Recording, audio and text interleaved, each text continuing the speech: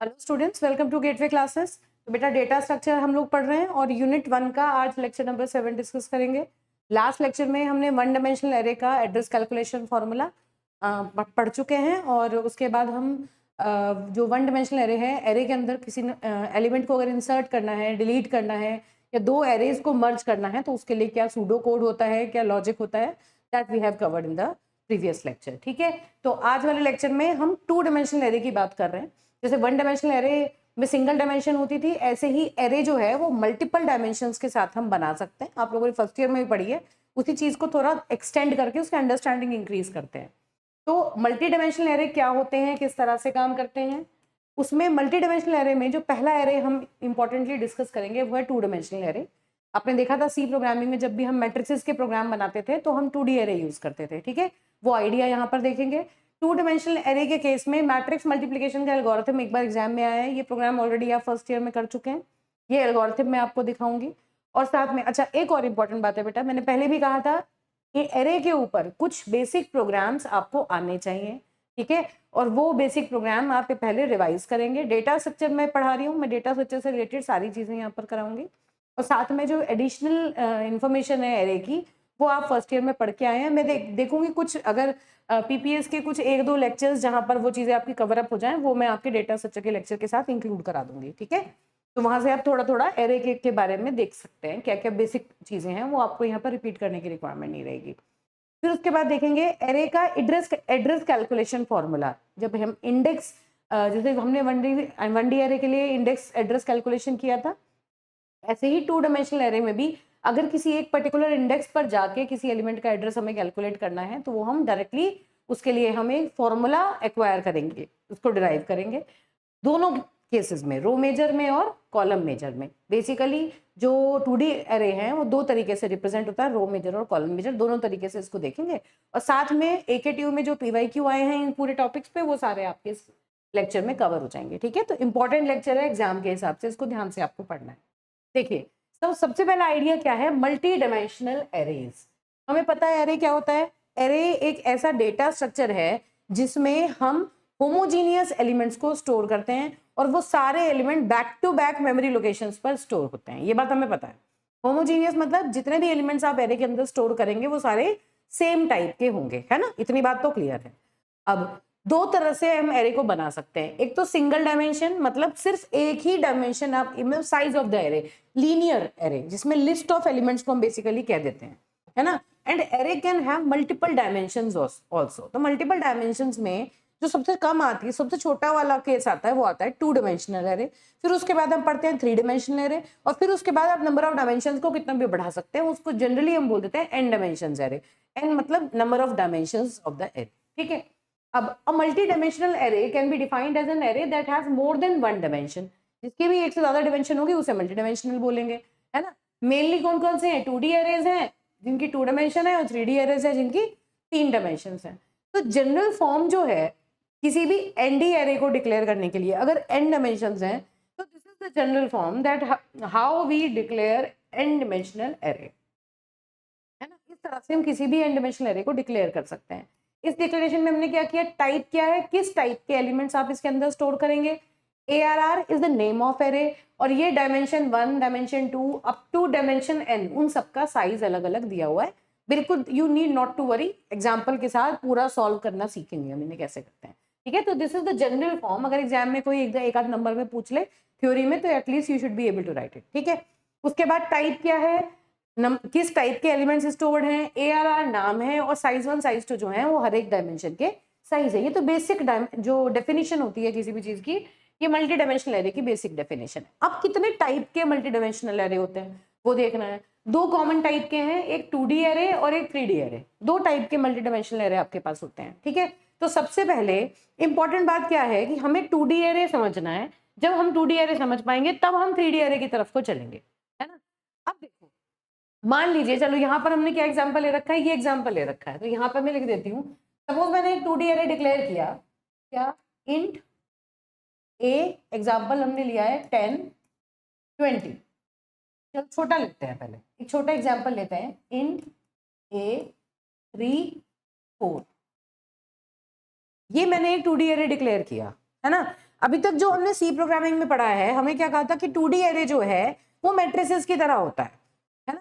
एक मैट्रिक्स में कितने रो होंगे और कितने कॉलम होंगे। तो जो पहला वाला इंडेक्स है, this is rows and these are columns.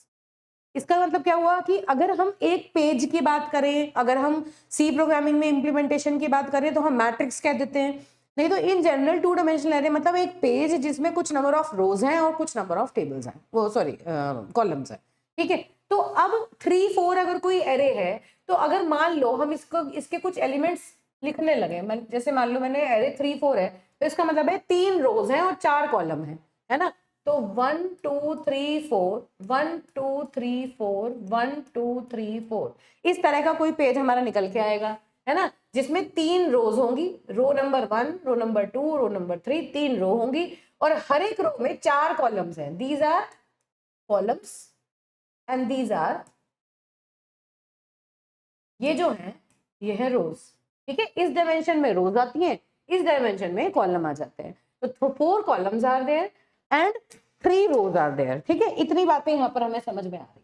तो इस चीज को रिप्रेजेंट करने के लिए हम 2 डायमेंशनल एरेज यूज कर लेते हैं। अब बताओ इस 2 डायमेंशनल एरे में कितने नंबर ऑफ एलिमेंट्स हैं। अगर हम इन दोनों के दोनों को आपस में मल्टीप्लाई कर दें, मतलब 3 मल्टीप्लाइड बाय 4, तो क्या आया, total 12 number of elements are there. See 3 3 3 3 total 12 number of elements are there. तो इसका मतलब क्या हुआ कि अगर हम 2 डायमेंशनल एरे की बात कर रहे हैं, तो 2 डायमेंशनल एरे में 2 डायमेंशन जो हैं उनके जो टोटल लेंथ है, अगर उन्हें मल्टीप्लाई कर देते हैं तो उतने those many number of elements can be stored in that 2D array and all those elements must be having same type, सब एक ही टाइप के होने चाहिए। ये तो एरे की स्पेशलिटी है, ठीक है। तो अब 2 डायमेंशनल एरे, वही चीज यहाँ लिखी है कि total number of elements that can be stored in a multi-dimensional array can be calculated by multiplying the size of all dimensions। सारे dimensions को multiply कर दो तो आपको पता चल जाएगा कितने array elements या कितने elements उसके अंदर store होंगे। 2D array की बात कर रहे हैं, अगर a 10 20, first dimension is 10, second dimension is 20, तो that means 10 multiplied by 20, how many number of elements can be stored? 200 elements can be stored in this particular array, ठीक है। So we need to multiply the size of both the dimension and we will be getting the number of elements। चलो, to get the size in bytes, अगर हमें bytes में निकालना है, ये तो क्या आया, ये आया कितने number of elements हम स्टोर कर सकते हैं इसके अंदर, है ना। अब कितनी मेमोरी लिया उसने, मेमोरी में कितना साइज ऑक्यूपाई करेगा ये एरे, वो किसके ऊपर डिपेंड करेगा कि इसका टाइप क्या है। भाई ये टोटल 200 वैल्यूज को स्टोर करेगा और एक वैल्यू किस टाइप की होगी, इंटीजर टाइप की। तो एक इंटीजर स्टोर होने के लिए जितने बाइट लेता होगा 200 से उसे हमें मल्टीप्लाई करना पड़ेगा। अगर मान लो वो 2 बाइट लेता है एक इंटीजर, तो 200 से मल्टीप्लाई करके 400 जनरेट हो जाएगा। और अगर एक इंटीजर 4 बाइट में स्टोर होता है तो हम इसे 4 से मल्टीप्लाई करेंगे तो वो 800 जनरेट हो जाएगा।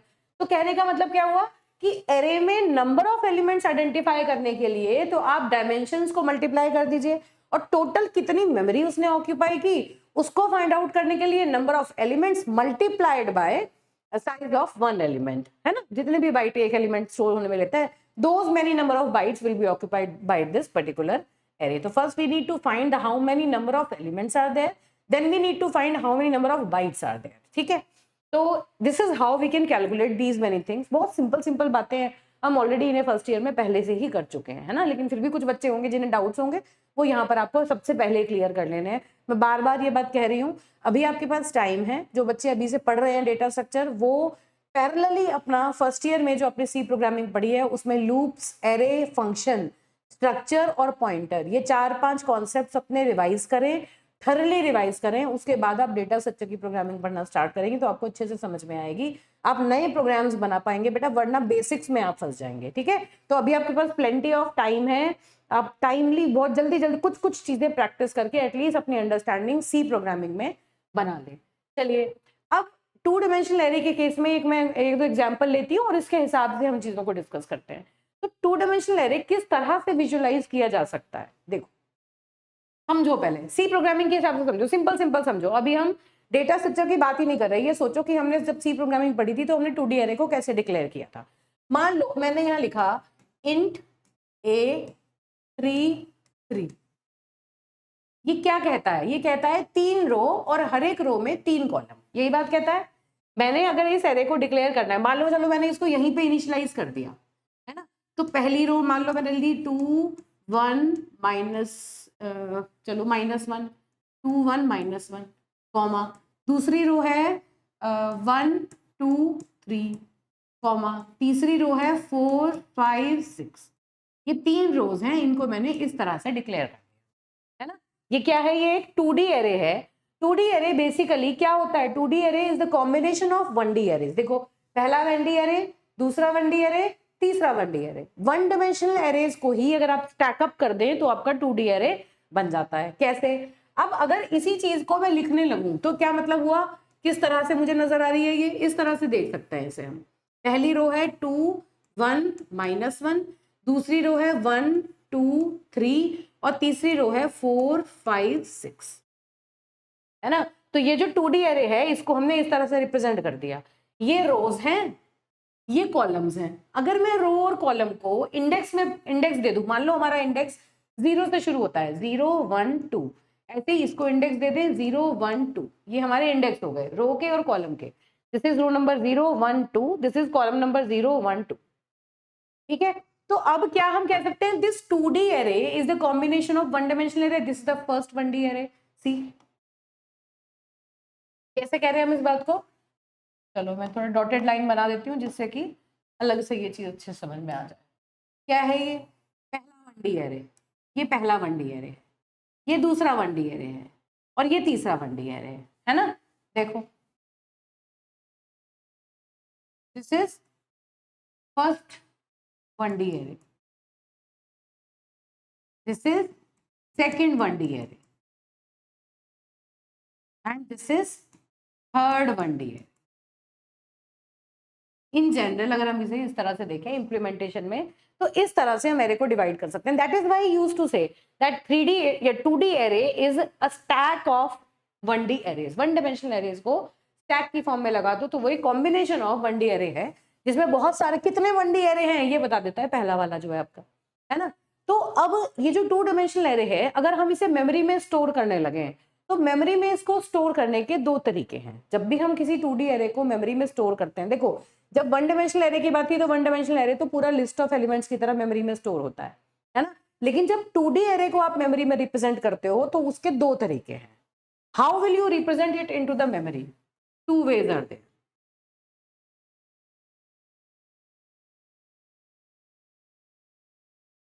किस तरह से लिखें, चलो ऐसे लिख देते हैं, can be stored in, first है first option and this is the second option. First option है रो मेजर ऑर्डर, ठीक है, और दूसरा ऑप्शन है कॉलम मेजर ऑर्डर। तो जब भी हम किसी 2 डायमेंशनल एरे को मेमोरी में स्टोर करते हैं तो ये दो तरीके से हम इसे मेमोरी में स्टोर कर सकते हैं, रो मेजर और कॉलम मेजर, दो तरीके से ये स्टोर होगा। तो सबसे पहले मैं रो मेजर का एग्जांपल लेती हूँ। Suppose this is row major. अगर मैं रो मेजर का यूज करके इस एरे को रिप्रेजेंट करूं तो यहां करेंगे, और दूसरा है मेरा कॉलम मेजर। कॉलम मेजर के हिसाब से इधर देखते हैं कि ये किस तरह से स्टोर होगा। तो कहने का मतलब है कि जब भी हम 2 डायमेंशनल एरे को मेमोरी में रिप्रेजेंट करते हैं तो उसे रिप्रेजेंट करने के हमारे दो तरीके हैं, रो मेजर है और कॉलम मेजर है, ठीक है। रो मेजर क्या कहता है कि पहले पहली रो, मेमोरी में जब आप रिप्रेजेंट करोगे पहले पहली रो, फिर दूसरी रो, फिर तीसरी रो, मतलब रो वाइज एक एक रो कंप्लीट पहले मेमोरी में जाके स्टोर होगी। जब पहली रो के सारे एलिमेंट स्टोर हो जाएंगे बैक टू बैक, उसके बाद सेकंड रो के सारे होंगे, उसके बाद थर्ड रो के सारे होंगे। तो मतलब रो वाइज हम एलिमेंट्स को उठाएंगे और मेमोरी के अंदर स्टोर करा देंगे। तो क्या हुआ, 2 1 -1 1 2 3 एंड 4 5 6, इस तरह से हम इन्हें स्टोर कराएंगे, ठीक है। अब ये क्या हुई आपकी, this is the first row, see this is first row, now this is second row and this one is the third. इस तरह से रिप्रेजेंट करेंगे। पहले हमने पहली रो पूरी लिख दी, फिर उसके बाद दूसरी रो, फिर उसके बाद तीसरी रो, ठीक है। और ये जो मेमोरी लोकेशंस बनेंगी ये एडजेसेंट मेमोरी लोकेशंस बनेंगी। मतलब अगर इसका एड्रेस 100 है और मैं ये कह रही हूँ कि एक इंटीजर मान लो 2 बाइट ले रहा है, तो उस केस में इसका होगा 102, 104, 106, 108, 110, 112, 114 और 116। This is how these elements will be stored, ठीक है। तो जब भी हम 2D एरे की बात कर रहे हैं, तो 2D एरे को क्या देखा हमने सबसे पहले कि 2D array can be use as in the form of a stack of one dimensional arrays. वो जो 2D एरे है, जब हम उसे मेमोरी में रिप्रेजेंट करेंगे तो we will use two representation, we may use two representation. First is row major and second one is column major. Row major का इंप्लीमेंटेशन हमने देख लिया किस तरह से होता है ना। तो इसका मतलब अगर हमें पहले से पता है कि एक particular 2 dimensional array row major representation में है, तो हमें पता है पहले पहली रो स्टोर होगी, फिर दूसरी, फिर तीसरी। तो किसी एक पर्टिकुलर एलिमेंट का इंडेक्स, कोई भी इंडेक्स हमें दे दिया जाए कि this particular index you have to find out what is the address of that particular element, तो उसके लिए हम एक एड्रेस कैलकुलेशन फॉर्मूला डिराइव करेंगे अभी, ठीक है। तो पहले समझते हैं किस तरह से करेंगे, उसके बाद उसका डेरिवेशन कर देंगे। एग्जाम में अगर डेरिवेशन आता है तो आप डेरिवेशन करके आइए, अदरवाइज मैं एक शॉर्टकट बहुत ईजी मेथड आपको बताऊंगी। फॉर्मूला आपको रखने की बिल्कुल जरूरत नहीं पड़ेगी, सीधा आप फॉर्मूला वहीं से निकाल के उसको इजीली कर सकते हैं। समझ में एक बार आ गया तो फिर कभी नहीं भूलोगे, ठीक है। तो अब एक एक करके इस बात को ध्यान से समझने की कोशिश करना। चलो, तो ये हो गया। ये इसमें क्या किया आपने, रो वाइज आपने इन्हें स्टोर करा दिया, ठीक। अब कॉलम मेजर क्या कहता है, पहले पहला कॉलम, फिर दूसरा कॉलम, फिर तीसरा कॉलम। आप कॉलम बाय कॉलम इनको स्टोर करेंगे मेमोरी में। पहला कॉलम क्या है, 2 1 4, तो first it will be 2 then 1 then 4. This is the first column. Then the second column is 1 2 5, 1 2 5. This is the second column. And the third column is -1 3 6. This is -1 3 6. This is the third column. ठीक है, तो ये column wise हमने कर लिया। इसको लिख देते हैं, एग्जाम में अगर पूछा जाता है ना तो इसको अच्छे से लिख के आप आ सकते हैं। तो ये क्या हुआ आपका, this is your first column, है ना, this is your second column, and this one is third column. First column, second column और थर्ड कॉलम। अब देखो एड्रेस, अगर मैं इसको 100 से स्टार्ट करूं तो इट विल बी 102, 104, 106, 108, 110, 112, 114 एंड 116। तो देखो रो मेजर और कॉलम मेजर रिप्रेजेंटेशन के हिसाब से एड्रेसेस जो है वो चेंज हो गए, है ना। पहले क्या था, इस वाले 3 को देखो, इसका 3 का एड्रेस कहाँ था, 110 पे, अब 3 का एड्रेस कहाँ है, 114 पे। दैट मीन्स एक पर्टिकुलर एलिमेंट किस एड्रेस पर मेमोरी में जाके स्टोर होगा, it all depends upon the representation order. आपने रो मेजर यूज किया है या कॉलम मेजर यूज किया है, तो इसका मतलब रो मेजर और कॉलम मेजर दोनों के केसेस में जो इंडेक्स है उसका एड्रेस कैलकुलेशन डिफरेंट तरीके से होगा। पहले बात, इतनी तो बात समझ में आ गई। तो ये तो बेसिक चीज हो गई कि 2D एरे में किस तरह हम पढ़ते हैं, कितनी डायमेंशंस होती हैं। इसमें बताओ कितने नंबर ऑफ एलिमेंट्स होंगे, 9 एलिमेंट्स होंगे। 3 multiplied by 3, how many number of elements, 3 multiplied by 3 मतलब 9 एलिमेंट शुड बी देयर। यहां से हमें पता चल गया कि इस पर्टिकुलर एरे का साइज कितना है। इतनी बात तो क्लियर हो गई। अब अगर मुझे किसी 2D एरे को इनपुट कराना है या यूजर उसे प्रिंट कराना होगा, तो उस केस में मुझे क्या करना पड़ेगा बताना जरा। मान लीजिए मैं आपसे कहूं कि इस 2D एरे को प्रिंट कराओ, चलो तो ये लो। अब देखिए, टू प्रिंट 2 डायमेंशनल एरे क्या करना पड़ेगा, हमें लूप लगाना पड़ेगा। मान लीजिए हमने क्या कहा, for i is equal to 0, i less than equal to 2, i plus plus, फिर हमने लिखा for j is equal to 0, j less than equal to 2 और j प्लस प्लस, और फिर उसके बाद printf percentile d a of i comma j,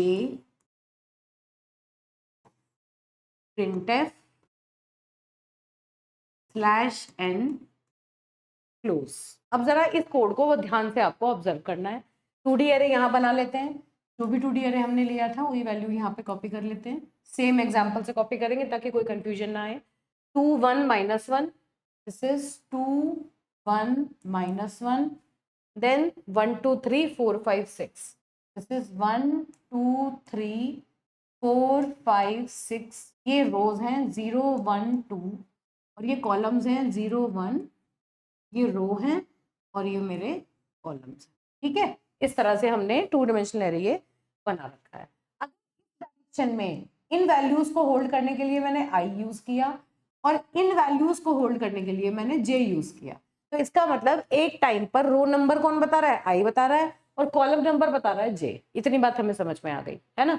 तो अब क्या हो रहा है, देखो ये क्या है, this i is used for rows and this j is used for columns. Total कितनी रोज हैं, 3, और टोटल कितने कॉलम्स हैं, 3। तो इसके लिए सीधी सीधी बात क्या ध्यान रखनी है कि जो बाहर वाला लूप है, this loop is for rows and this is for columns. तो बस याद रखना, जितना भी आपका जो 2D अरे है उसका साइज है, अगर आपको इनपुट कराना है यूजर से या प्रिंट कराना है, तो आपको सिंपली क्या करना है, नेस्टेड फॉर लूप लगाना है। आउटर फॉर लूप में जितनी रो है उतनी बार ये लूप चलेगा, और इनर फॉर लूप में जितने कॉलम्स हैं उतनी बार अंदर वाला लूप चलेगा। अब इसको जरा एक बार हम रन करके देखते हैं, 2-3 वैल्यूज पे करके देखते हैं, फिर आपको समझ में आ जाएगा। ठीक है बेटा, एक और इंपॉर्टेंट बात है, जब भी आप बाय डिफॉल्ट सी प्रोग्रामिंग में जब आप रिप्रेजेंटेशन देखते हैं या कितनी भी प्रोग्रामिंग करते हैं, तो बाय डिफॉल्ट 2 डायमेंशनल एरे जो है वो रो मेजर रिप्रेजेंटेशन में स्टोर होते हैं। याद रखना हमेशा, ऐसे ही जैसे स्टोर होने के लिए रो मेजर रिप्रेजेंटेशन यूज करते हैं, ऐसे ही जो इंडेक्स होता है वो हमेशा 0 से शुरू होता है। अगर आप 2 डायमेंशनल एरे को इंप्लीमेंट कर रहे हैं सी प्रोग्रामिंग में, तो उसका इंडेक्स हमेशा 0 से शुरू होता है ना, और वो by default row major order में। अब सबसे पहला क्वेश्चन आना चाहिए दिमाग में, भाई अभी तक तो मैट्रिसेस के इतने प्रोग्राम करे हमने, अभी तक तो हमने नहीं देखा था कि कॉलम मेजर में भी स्टोर कर सकते हैं। बाय डिफॉल्ट अगर आप कुछ नहीं करते तो ऑटोमेटिकली जाके वो रो मेजर रिप्रेजेंटेशन में स्टोर हो जाता है। ठीक है, इतनी बात याद रखना। चलो अब देखो इसको किस तरह से ये प्रिंट करेगा, एक पूरी रो प्रिंट करके देखते हैं। जब आई की वैल्यू 0 है, चलो जब आई की वैल्यू 0 है, यहाँ पे मैं पार्टीशन बना लेती हूँ पहले। चलो देखो भाई, सबसे पहले आई की वैल्यू 0 पर देखो क्या हुआ, i less than equal to 2, true true है तो हम अंदर आए, और अंदर आके हमने कहा जे की जो वैल्यू है वो 0 है। ठीक है, आई भी 0, जे भी 0, j less than equal to 2, 0 less than equal to 2, true true है तो फिर हम अंदर आए और हमने क्या कहा, प्रिंट कर दो ए आई जे को। आई जे का क्या मतलब है, ए ऑफ आई एंड जे, पहली डायमेंशन है आई और दूसरी है जे। क्या है ये देखो ये क्या है, this is a of 0 0, this is a of 0 1, this is a of 0 2। ये इंडेक्स पहला इंडेक्स, ये दूसरा इंडेक्स है ना। तो a0 0, what is a0 0, this is a0 0 है ना। What is this, this is a0 1, मतलब कौन सी रो का कौन सा कॉलम, ये 0th रो का 0th कॉलम, ये 0th रो का फर्स्ट कॉलम, ये इंडेक्स हम लिख रहे हैं यहाँ पर।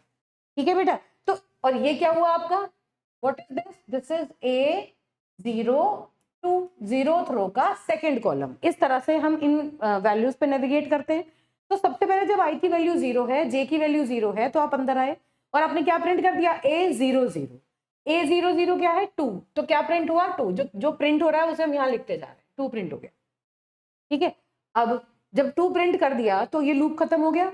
जैसे ये लूप खत्म हुआ, क्या ये कंडीशन फॉल्स हो गई, नहीं, अभी ये कंडीशन ट्रू है। जब तक ये कंडीशन ट्रू रहेगी आप इस लूप के अंदर ही रहेंगे, है ना। तो जैसे ही आपने प्रिंट किया आप वापस कहाँ गए, आई प्लस प्लस पे, आई की वैल्यू को आपने क्या कर दिया, सॉरी जे है ये, दिस इज जे। ठीक है, तो अब आपने क्या किया, जे को इंक्रीमेंट किया, जे की वैल्यू कितनी थी, 0 थी, अब जे की वैल्यू कितनी हो गई, अब जे की वैल्यू कितनी हो गई, 1, है ना।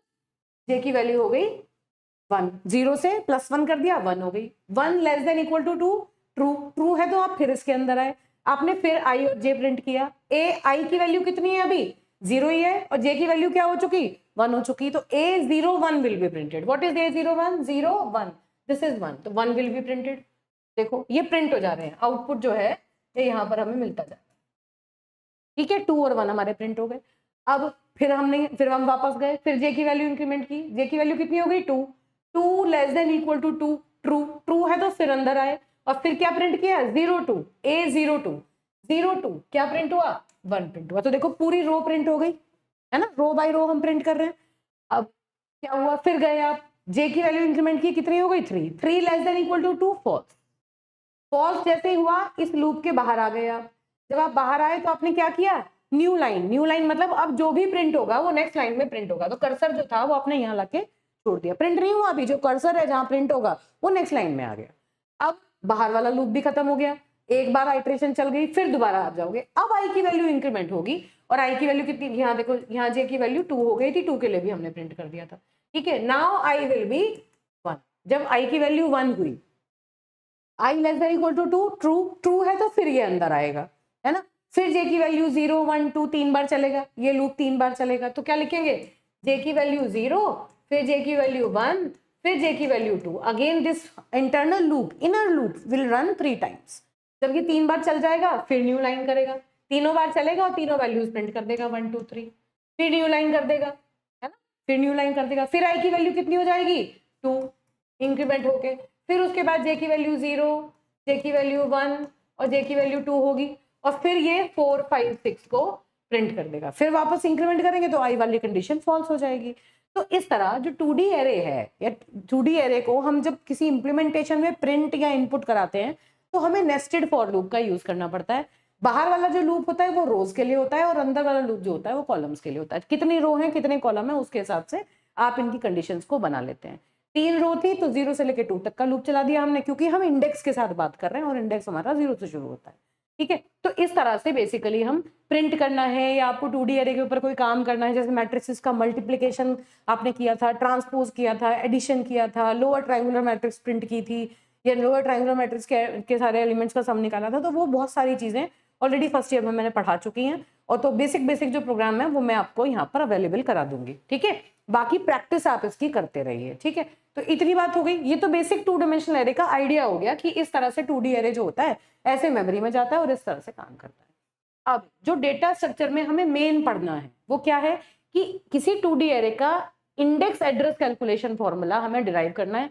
कि अगर हमें बेस एड्रेस पता है, और हमें पता है कि मान लीजिए इंटीजर्स का एरे हम बना रहे हैं, एक इंटीजर स्टोर होने में इतने बाइट लेता है, और ये उसका बेस एड्रेस है एरे का, तो रो मेजर रिप्रेजेंटेशन और कॉलम मेजर रिप्रेजेंटेशन दोनों के केस में किसी एक पर्टिकुलर इंडेक्स अगर हमें पूछ लिया जाए तो उस इंडेक्स पर एरे का क्या एड्रेस होगा, उस एड्रेस पर जो एलिमेंट होगा उसका क्या एड्रेस होगा, किस एड्रेस पर वो एलिमेंट स्टोर होगा, ये हम डायरेक्टली फाइंड आउट कर पाए।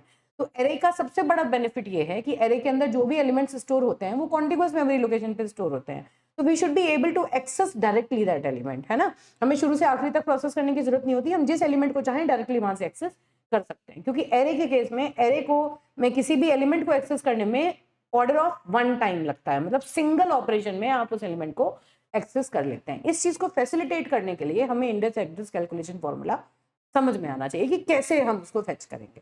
ठीक है, तो अब देखो ये जो एग्जाम्पल था, इसी एग्जाम्पल से बात करते हैं। ये जो एग्जाम्पल मैंने लिया था, मान लो मैं इसी एग्जाम्पल को लूँ आपके सामने, सिंपल सिंपल, तो क्या है ये, क्या बना लिया मैंने, तो ये लो, चलो क्या लिया था, 2 1 -1, दिस इज 2 1 -1, 1 2 3 4 5 6, दिस इज 0 1 2 0 1 2। ठीक है, अब मैं आपसे ये कह रही हूं कि मुझे ये बताओ कि ये जो एलिमेंट है, ये वाला जो एलिमेंट है, ये जो एलिमेंट है, ये कौन सी पर्टिकुलर लोकेशन पर, इसका मुझे एड्रेस फाइंड आउट करना है। तो अभी जो हमने किया था कि जब हम इसे मेमोरी में स्टोर करेंगे तो किस तरह से, ये अगर मैं रो मेजर का एग्जांपल लेके चलते, रो मेजर की बात कर रही हूँ। ठीक है, तो मान लो 2 1 -1 1 2 3 और फिर 4 5 6, इस तरह ये मेमोरी में स्टोर हुआ होगा।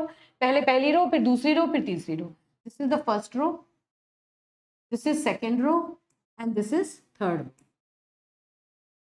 रो, this is second row, and this is first row. इतनी बात हमें पता है ना। अब हम ये देखते हैं कि एड्रेस, मान लीजिए, मैं इमेजिन करो 100 से इसका एड्रेस शुरू है और एक इंटीजर स्टोर होने में 2 बाइट ले रहा है, तो ये होगा 102 104 106 108 110 112 114 एंड 116। इतनी बात हमें पता है, ठीक है। अब मुझे क्या फाइंड आउट करना है, मुझे फाइंड आउट करना है एड्रेस ऑफ दिस 5। इस 5 को हम कैसे लिखेंगे, लोकेशन ऑफ विच वन, अगर ये ए है ना, location of A 2,1, location of A 2,1. I need to find out this.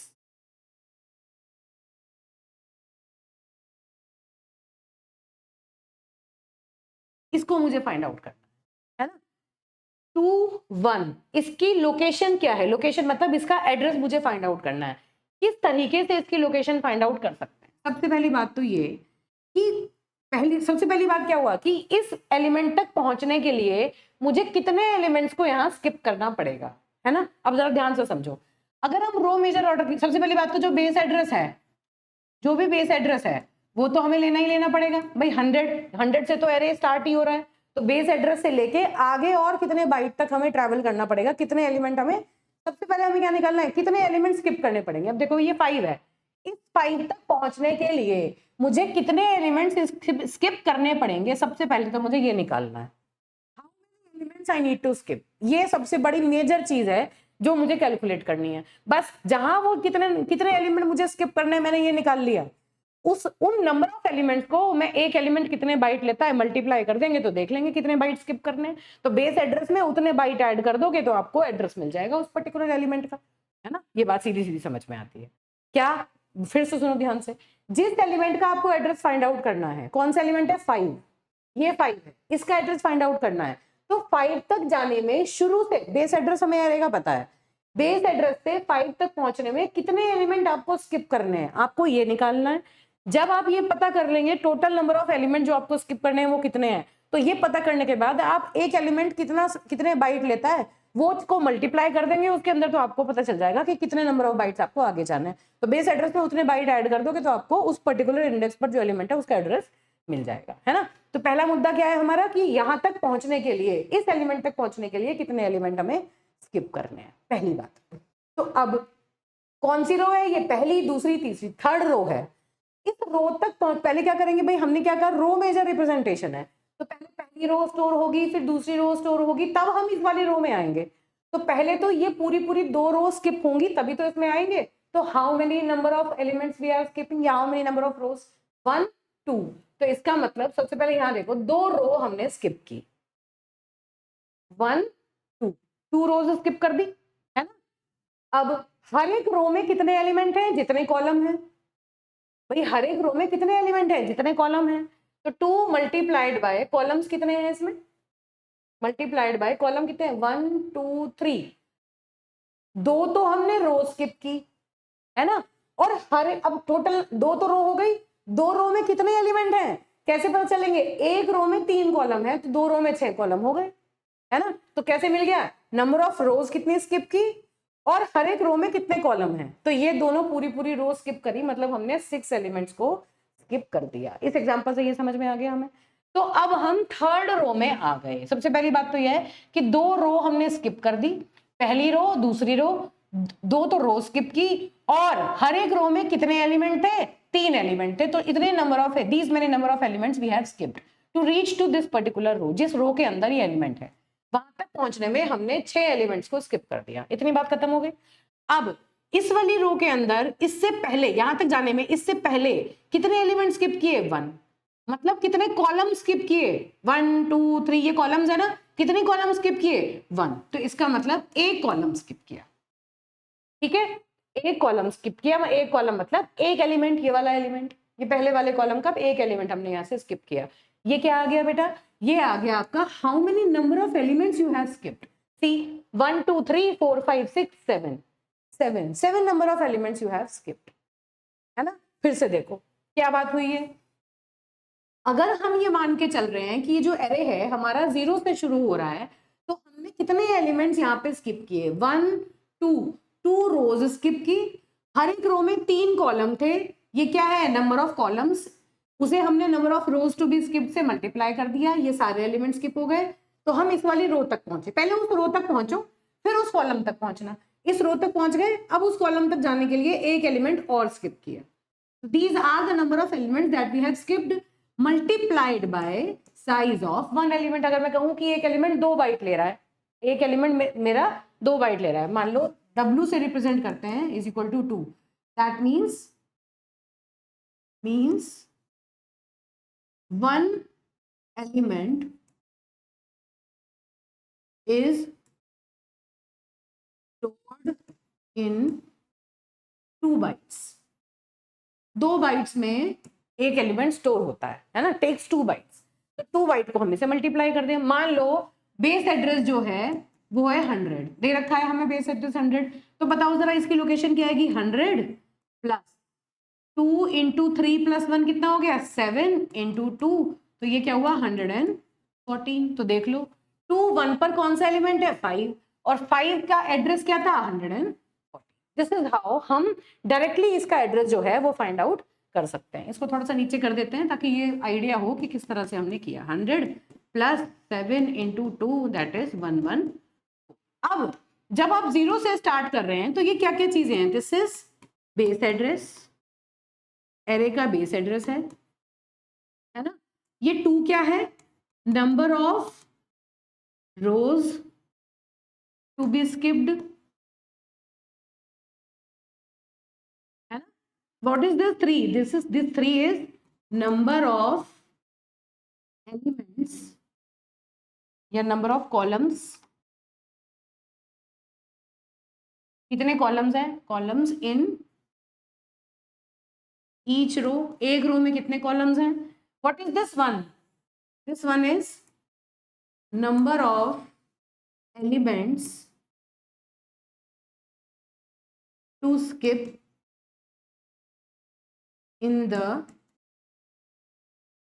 Target row, है ना. उसी एलिमेंट की रो के अंदर कितने एलिमेंट उसे स्किप करने हैं, ठीक है. और ये 2 क्या है, दिस इज साइज ऑफ 1, एक एलिमेंट का.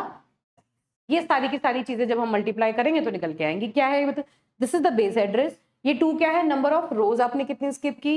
ये 3 क्या है, नंबर ऑफ कॉलम्स, एक रो में कितने हैं.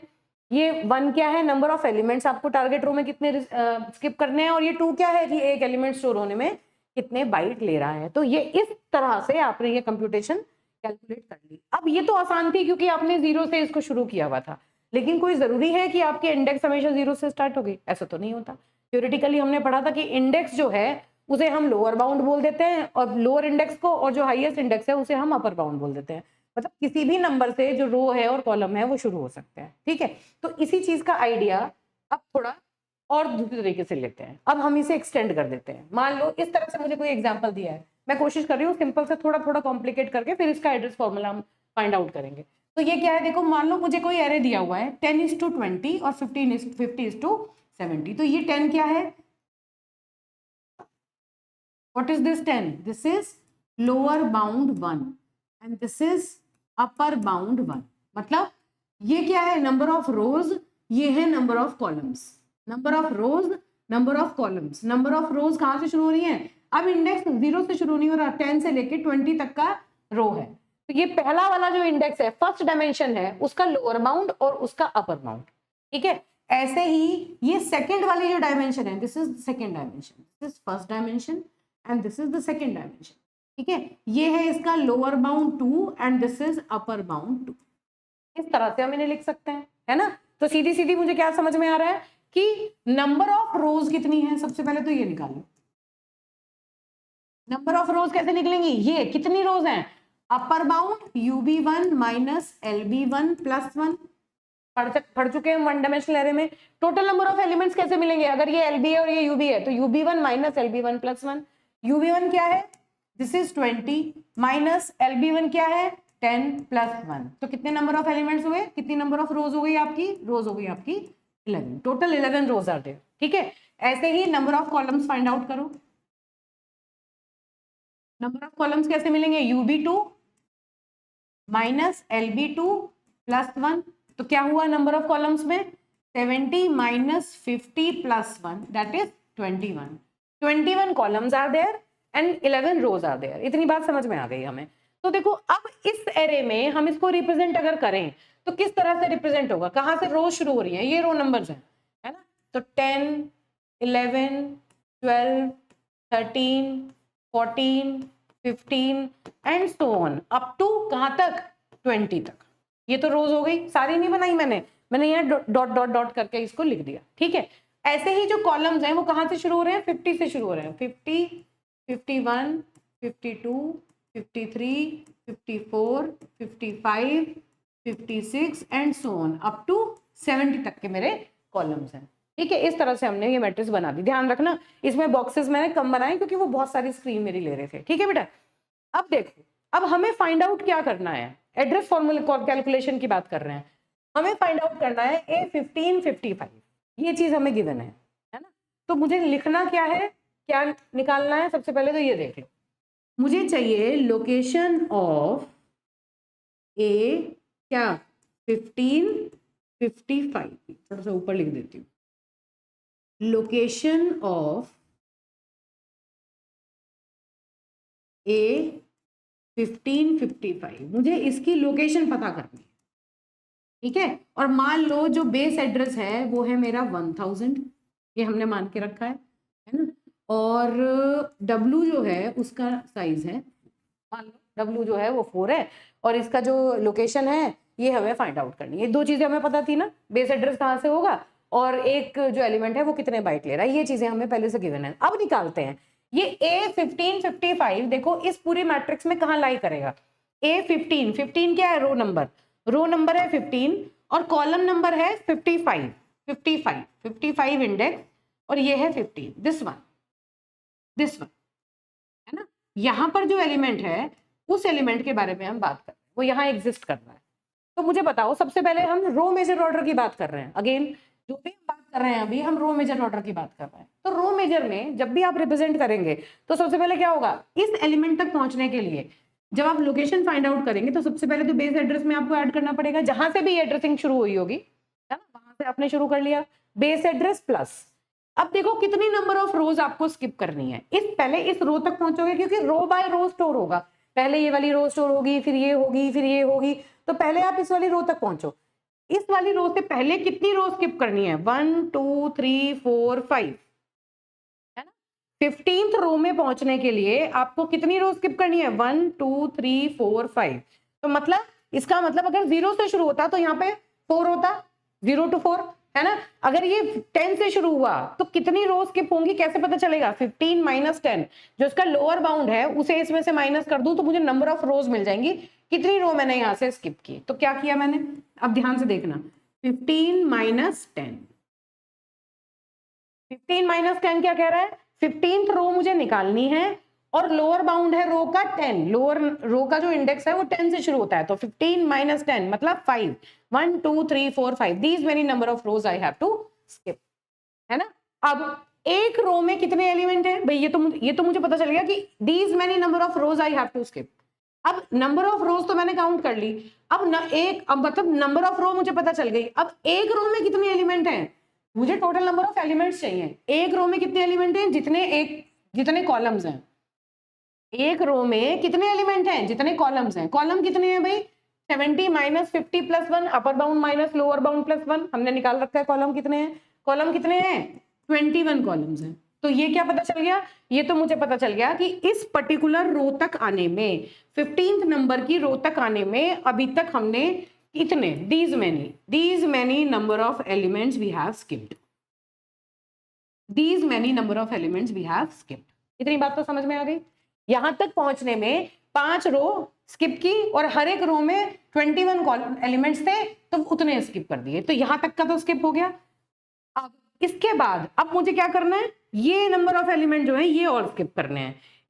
इस रो तक पहुंच गए, अब मुझे इस कॉलम तक पहुंचना है, 55 कॉलम तक पहुंचना है, ठीक है। तो अब देखो इस कॉलम तक मुझे पहुंचने के लिए कितने एलिमेंट्स को मैंने स्किप किया, इस कॉलम तक पहुंचने के लिए इतने सारे एलिमेंट जो हैं वो मुझे स्किप करने पड़ेंगे। ये नंबर ऑफ एलिमेंट्स कौन से हैं, इसी कॉलम में, कितने कॉलम है यहां तक, 55 में मुझे जाना है, 55 माइनस 50, 1, 2, 3, 4, 5, 5 कॉलम मुझे स्किप करने हैं, है ना, 5 एलिमेंट। तो क्या लिखेंगे, plus 55 minus 50. These many number of elements I have to skip. 55 minus 50. इसका लोअर बाउंड क्या है? ये वाला. यहां से 55 पे जाना है और यहां से मुझे 15 पर जाना है. तो 55 minus 50 number of elements I have to skip in this particular row. ठीक है, ये मैंने स्किप कर दिए. ठीक, तो अब क्या हुआ, यहां तक जाने में टोटल कितने एलिमेंट्स मैंने स्किप किए वो सारे मैंने निकाल लिए. क्या है, अब जरा मैं इनको यहां पर साथ साथ लिख देती हूं ताकि आपको ये बात याद रहे. ठीक है, ये क्या है, ith रो. सपोज हमें ith रो में जाना है तो ये ith रो हो गई. ये क्या है, दिस इज LB, ये रो का lower bound, this is LB1, lower bound of row, है ना. ये क्या है, this is number of columns. कितने नंबर ऑफ कॉलम्स हैं, ये जो है ये नंबर ऑफ कॉलम्स है. फिर what is this, this is J. अगर मुझे jth कॉलम में जाना है तो दिस इज jth कॉलम, है ना. And what is this, this is LB2. ये जो कॉलम है उसका लोअर बाउंड है. ठीक है, तो lower bound 1 is 10, lower bound 2 is 50. तो यहां से हम फॉर्मूला को डिवाइस करने की कोशिश कर रहे हैं कि किस तरीके से हम ये काम करेंगे. अब these many number of elements we have to skip, और जितने एलिमेंट हम स्किप कर देंगे उतने एलिमेंट्स में मल्टीप्लाई क्या कर दें, W. W क्या है, number, size of each element. This is the size of each element in bytes. Bytes लिख देते हैं, 4 बाइट्स.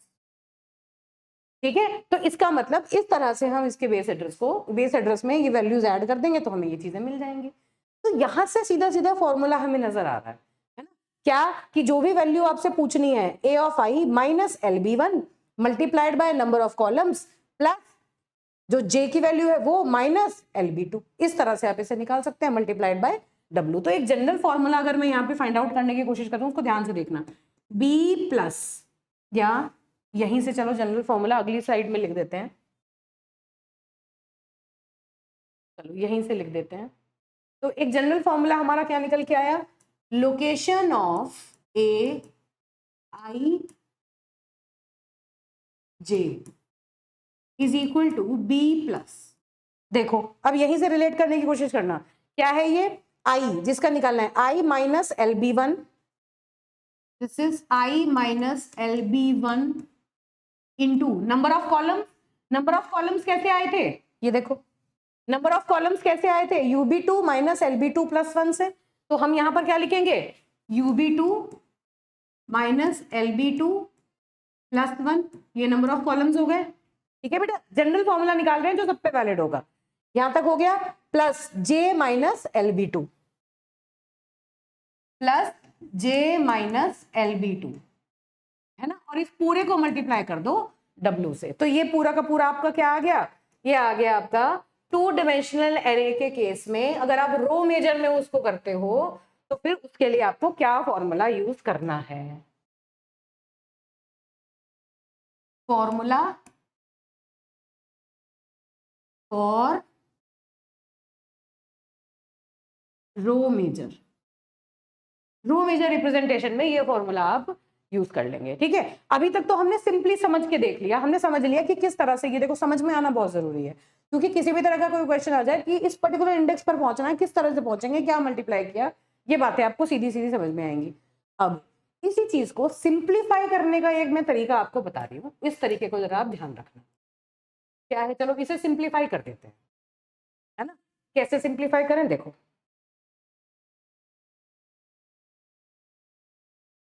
देखो और इसका एक इजी मेथड बताती हूँ.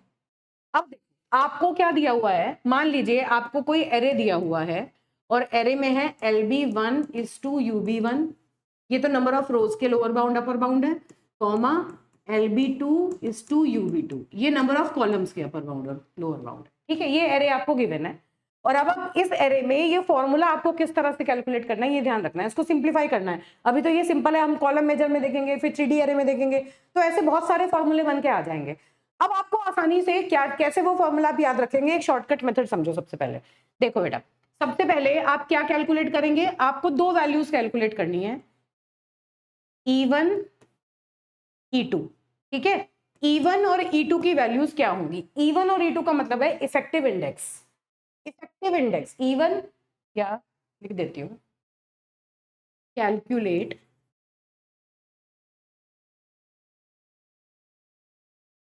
इफेक्टिव इंडेक्स E1 और E2, इन दोनों की कैलकुलेशन करो। E1 का मतलब है 1, मतलब I माइनस LB1 प्लस 1, ठीक है। E1 का मतलब है फर्स्ट के लिए, रो के लिए I minus LB plus 1, this is for 1। And E2 is for second dimension, this is J minus LB2 plus 1। अगर हमें फाइंड आउट करना है लोकेशन ऑफ क्या कह सकते हैं, AI, J, मान लीजिए मुझे ये फाइंड आउट करना है, तो उस केस में E1 कैसे निकलेगा? I minus LB1 plus 1, I हमें गिवन होगा माइनस LB1 प्लस 1, फर्स्ट वाला जो डायमेंशन है उसका lower bound. E2 effective index कैसे निकलेगा? सेकंड वाले के लिए J minus LB2 plus 1, but जो चीज E1 फर्स्ट वाले के लिए है वही E2 जो है वो सेकंड वाले के लिए J के लिए है। दो वैल्यू तो ये निकालनी है आपको, ठीक है। और फिर आपको निकालना है L1, फिर निकालना है L1 और L2। L1 की वैल्यू क्या है? Length, number of rose. L1 मतलब length of rose, number of rose, that is UB1 minus LB1 plus 1।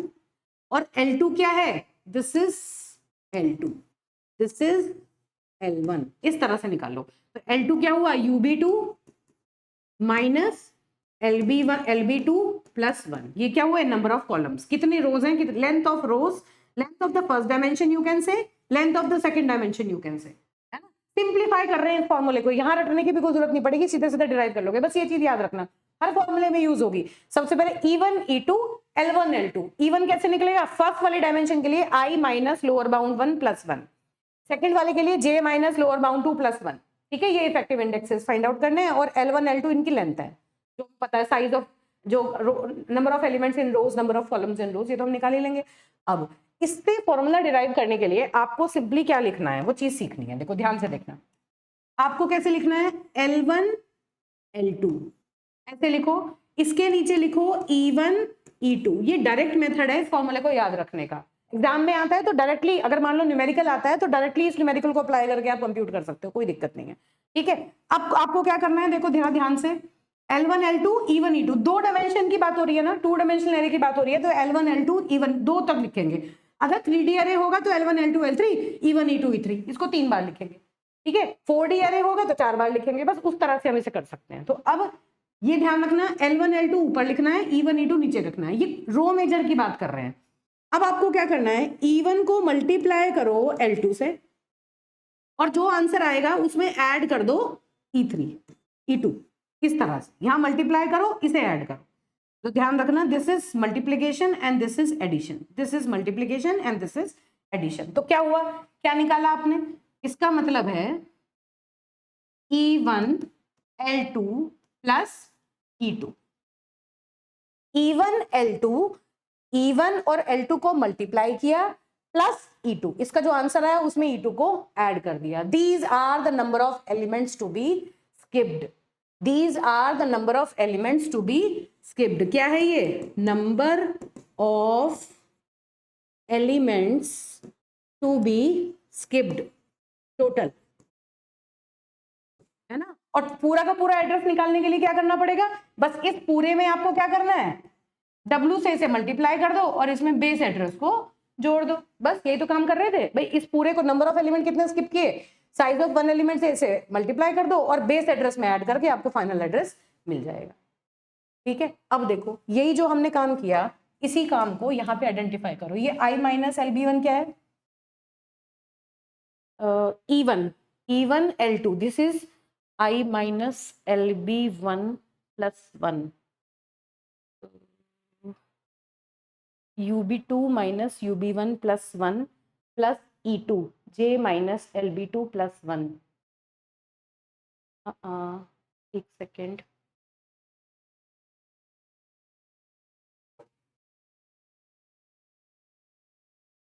देखो, तो अब हमें इफेक्टिव इंडेक्स कैलकुलेट करने हैं। सबसे पहले हमें निकालना है E1, फिर हम निकाल लेंगे E2। E1 क्या है? फर्स्ट डायमेंशन के लिए हमें इफेक्टिव इंडेक्स निकालना है। फर्स्ट डायमेंशन में कौन से इंडेक्स का फाइंड आउट करना है? I माइनस LB1, इससे तो निकलेगा आपका E1, और E2 निकलेगा jth एलिमेंट पर जाना है, J माइनस LB2। देखो ये फर्स्ट इंडेक्स, इसके करस्पॉन्डिंग लोअर बाउंड, ये सेकंड इंडेक्स जो फाइंड आउट करना है उसके करस्पॉन्डिंग लोअर बाउंड, दो चीजें तो ये फाइंड आउट करनी है। फिर आपको निकालना है L1 और L2। L1 की वैल्यू क्या है आपकी? L1 is the number of rows. See first dimension, length of the first dimension, this is UB1 minus LB1 plus 1, पता है हमें ये बात, पहले भी देखी है हमने। ऐसे ही L2 is UB2 minus LB2 plus 1। तो आपने E1 L1 E2 L2 calculate कर लिए। डायरेक्ट मेथड है ये, यहाँ फॉर्मूला रटने की रिक्वायरमेंट नहीं है, सीधे सीधे निकाल लोगे ये, ठीक है। UB LB आपको ऑलरेडी गिवन होंगे जब भी आप न्यूमेरिकल करोगे। अब देखो इससे ये निकालने के बाद अब आपको ऑब्जर्व क्या करना है बेटा, लिखो L1 L2, इधर लिखो E1 E2, ठीक है। पहले ऊपर L1 लिखो, नीचे लिखो E1 E2, ठीक है। दो डायमेंशन है तो L1 L2 E1 E2, अगर तीन डायमेंशन होंगी तो L1 L2 L3 E1 E2 E3। Simplified formula है, सीधे सीधे याद रखोगे आप इसे। अब आपको करना क्या है, किस तरह से निकालना है? E1 को L2 में मल्टीप्लाई करो और जो आंसर आएगा उसमें E2 को जोड़ दो, यहां मल्टीप्लाई करो, यहां पर जोड़ दो। इसका मतलब क्या हुआ? E1 L2 प्लस E2, ये एक नंबर आपको मिल गया। These are the number of elements to skip. कितने नंबर ऑफ एलिमेंट्स आपको स्किप करने हैं? तो फाइनली जब आप location of a i comma j निकालोगे उसमें क्या आएगा? Base address plus these many number of elements you need to skip. क्या आया? E1 L2 प्लस E2, इतने नंबर ऑफ एलिमेंट स्किप करने हैं, और एक एलिमेंट कितने बाइट लेता है उसे बस इससे मल्टीप्लाई कर दो, तो आपको सीधा सीधा फॉर्मूला नजर आ गया। इसी चीज को देखो, अब ऊपर देखो, क्या ये चीज सेटिस्फाई हो रही है? Base address plus I minus LB1, what is this? This is E1। UB2 minus LB2 plus 1, this is L2। J minus LB2, this is E2। E1 L2 plus E2 multiplied by W। तो ये directly आप याद, यहां से directly याद रख सकते हैं, आपको रटने की भी रिक्वायरमेंट नहीं है। जहां रो मेजर है वहां पर 1 2 3 E1 E2 इस तरह से आप इन्हें मल्टीप्लाई प्लस, आगे मल्टीप्लाई प्लस, इसी तरह से ये जो फॉर्मूला है इसको डायरेक्टली हम डिवाइड कर सकते हैं और सीधे न्यूमेरिकल कर सकते हैं। 99.9% केसेस में इसके ऊपर न्यूमेरिकल क्वेश्चन ही आते हैं, लेकिन क्योंकि फॉर्मूला डिराइव करने के लिए सिलेबस में लिखा हुआ है, एक दो बार पूछा भी हुआ है, तो इसलिए फॉर्मूला डेरिवेशन बहुत जरूरी है समझना, क्योंकि कोई भी क्वेश्चन अगर घूम के आएगा तो फिर आप उससे, अब किसी भी तरह का क्वेश्चन को घुमा के पूछ ले आप उसे इजीली बेटा अटेम्प्ट कर लेंगे, ठीक है। अब हमें क्या करना है, फॉर्मली ये जो 2D एरे का जो इंडेक्स फॉर्मूला हमने निकाला, ये आपको सीधा सीधा याद रखना है। इसका डेरिवेशन एक बार देख लो किस तरह से करते हैं, बस सीधा सीधा डेरिवेशन बता देती हूँ कैसे डेरिवेशन होता है। ये एरे है LB1 से UB1 का और LB2 से UB2 का, है ना। जैसे हमने 1D एरे के केस में किया था, this is LB1, this is LB1 plus 1, this is LB1 plus 2, है ना, ये रोज है ना, up to UB1 upper bound 1, ये तो हो गए रोज। फिर ये हो गए कॉलम, कहाँ से शुरू हो रहे हैं? LB2 से शुरू हो रहे हैं, फिर LB2 प्लस 1, फिर LB2 plus 2 and so on up to UB2, ये हो गए आपके कॉलम, है ना। अब आपको इस तरह से अगर कोई मैट्रिक्स है उसका एड्रेस कैलकुलेशन निकालना है, तो हम सबसे पहले, पहली अजम्पशन हमने क्या की थी, हम ये अज्यूम करके चल रहे हैं कि जो लोअर बाउंड है वो 1 है, और ऐसे ही दोनों का, रो का और कॉलम का दोनों का लोअर बाउंड जो है वो 1 से शुरू हो रहा है। अज्यूम, ये हमारी अजम्पशन है, अज्यूम, ठीक है। And each element takes 1 byte of memory, store होने के लिए 1 बाइट लेता है। तो अब अगर मैं इसी एरे की बात करूं तो ये क्या हो जाएगा, 1 2 3 4 अप टू ith रो, है ना, और फिर यहाँ पर यहीं पे बना लेते हैं 3, ये ith रो में चले गए, और फिर ये आ गया आपका UB1, ऐसे ही 1 2 3, और ये कहीं जाके J है, और ये आ गया आपका UB2। तो ये आपका एक मैट्रिक्स बन गई, है ना। अब इस मैट्रिक्स पे हम address array calculation, array address calculation formula लगाएंगे। तो क्या थी हमारी 1 2 3, मान लो ये ith कोई एलिमेंट है और ये UB1, और ये हो गया 1 2 3, मान लो ये jth कोई एलिमेंट है और ये हो गया हमारा UB। तो अब देखो अगर हमें इसमें कैलकुलेशन करनी है तो किस तरह से करेंगे। देखो A11, लोकेशन ऑफ A11, अगर हम 11 की लोकेशन की बात करें, अगर ये एरे हमारा मेमोरी में स्टोर होता है तो इसकी लोकेशन कितनी होगी, बेस एड्रेस, तो इसकी लोकेशन क्या है, बेस एड्रेस है, कोई प्रॉब्लम नहीं है। अब A12 रो मेजर में रिप्रेजेंट कर रहे हैं, रो मेजर हो रहा है तो पहले पहली रो पूरी रिप्रेजेंट होगी, पहले पहली वाली पूरी रो के लिए 1 2 2 तक जाने के लिए क्या होगा, बेस एड्रेस +1, तो दिस इज B+, ठीक है। 3 तक जाने के लिए बेस एड्रेस +1 2 +2, तो दिस इज B+2। तो कहने का मतलब है कि अगर मैं ith रो तक जाऊं, अगर मैं यहाँ पर jth रो तक जाऊं, भाई यहाँ कहां तक चले जाएंगे मैक्सिमम, UB2, मैक्सिमम कितना होगा UB2 तक, तो UB2 तक जाने में मुझे कितने करने पड़ेंगे, B प्लस UB2 -1। देखो यहाँ पर जो भी वैल्यू है उससे एक कम वैल्यू यहाँ दिख रही है ना, यहाँ तो 1 ही है, फर्स्ट रो की बात कर रहे हैं, फर्स्ट रो में जितने भी नंबर, जिस भी पर्टिकुलर कॉलम तक हम जाते हैं उससे एक नंबर माइनस हम B में ऐड कर रहे हैं। हम सेकंड कॉलम की बात कर रहे हैं तो B+1 कर रहे हैं, थर्ड की बात कर रहे हैं तो B+2 कर रहे हैं, तो UB2 की जब बात करेंगे यहाँ पर जब आएंगे तो UB2 -1 इसमें ऐड कर देंगे। तो ये तो जनरल एक यहाँ आ गया कि अगर हम इस पर्टिकुलर एलिमेंट के लिए फाइंड आउट करेंगे तो ये हो जाएगा UB2 -1 बेस एड्रेस में ऐड करके, ठीक है। अब सेकेंड रो की बात करो, इसमें आएंगे जब हम इस पर्टिकुलर एलिमेंट को स्टोर करेंगे तो कितने एलिमेंट ऑलरेडी स्टोर हो चुके होंगे, ये ऊपर वाली पूरी रो जो है ये स्टोर हो चुकी होगी, है ना, ये पूरी की पूरी रो जो है ये स्टोर हो चुकी होगी। तो कितने एलिमेंट हो गए होंगे, इसकी एड्रेस क्या है UB2, इसकी इस वाले का एड्रेस जो है, इस वाले का जो एड्रेस है वो क्या है UB2, सॉरी बेस एड्रेस, ध्यान से देखना, बेस एड्रेस प्लस UB2 -1 इसका, है ना, इसमें +1 करेंगे तो भी तो ये आएगा, इस पूरी रो के बाद ये एलिमेंट आएगा ना, तो इसको जैसे ही +1 करेंगे ये एलिमेंट आ जाएगा, तो ये क्या आया B+, देखो यहीं पे B प्लस UB2 -1 +1 इस वाली के लिए, इसका एड्रेस जब यहाँ जहां ये एंड होगा वहीं पर ये स्टोर होगा उसके बाद, तो इसके एड्रेस में +1 करके इसका एड्रेस मिलेगा, तो इसका एड्रेस क्या था UB2 -1, और 2 1 का निकालना है तो उसमें +1 कर दो, तो ये क्या आ गया B प्लस UB2, बस सीधी सीधी बात है। पहले ये फिर ये फिर ये फिर ये फिर ये कैसे स्टोर हो रहे हैं, ये इस तरह से देखो, पहले ये स्टोर होगा फिर ये फिर ये फिर ये फिर ये फिर ये, जब ये सारे स्टोर हो जाएंगे फिर इसका नंबर आएगा, तो इसका जो एड्रेस है उसमें +1 ऐड करने पर इसका नंबर मिला, तो ये क्या हुआ B प्लस UB2। ऐसे ही अब हम अगर यहाँ पर आएंगे 3 पर, अगर यहाँ पर आएंगे तो इस ये 2 रो हमें स्किप करनी पड़ेंगी, ये पूरी की पूरी होंगी, तो क्या कह सकते हैं 3 1 के लिए 2 UB2, यहाँ UB2 आया, ये 2 UB2, अगर 4 1 के लिए कैलकुलेट करूं तो 3 UB2 आएगा। तो इसलिए अगर मैं ith रो में पहुंच जाऊं, यहाँ मैं ith रो में पहुंच जाऊं तो ith रो में I -1 को UB2 से मल्टीप्लाई कर देंगे, भैया 3 है तो यहाँ 2 आ रहा है, यहाँ 2 था तो यहाँ 1 था, तो ith रो के लिए अगर मैं पहले एलिमेंट का एड्रेस देखूं तो I -1 ऑफ UB2 लिख सकते हैं, सीधा सीधा डेरिवेशन है और कुछ नहीं है इसमें, ठीक है, इतना हो गया। अगर I ऑफ 1 मतलब इस एलिमेंट के लिए देखूं, इस एलिमेंट के लिए देखूं तो base address plus I -1 of UB2 इतने स्किप कर दिए मैंने, है ना। अब अगर मैं I2 पर जाऊं तो इसमें +1 करने लगेंगे, UB2 +1, 3 पर जाऊं तो इसमें +2, इसमें भी आगे आगे +2 करने लगेंगे।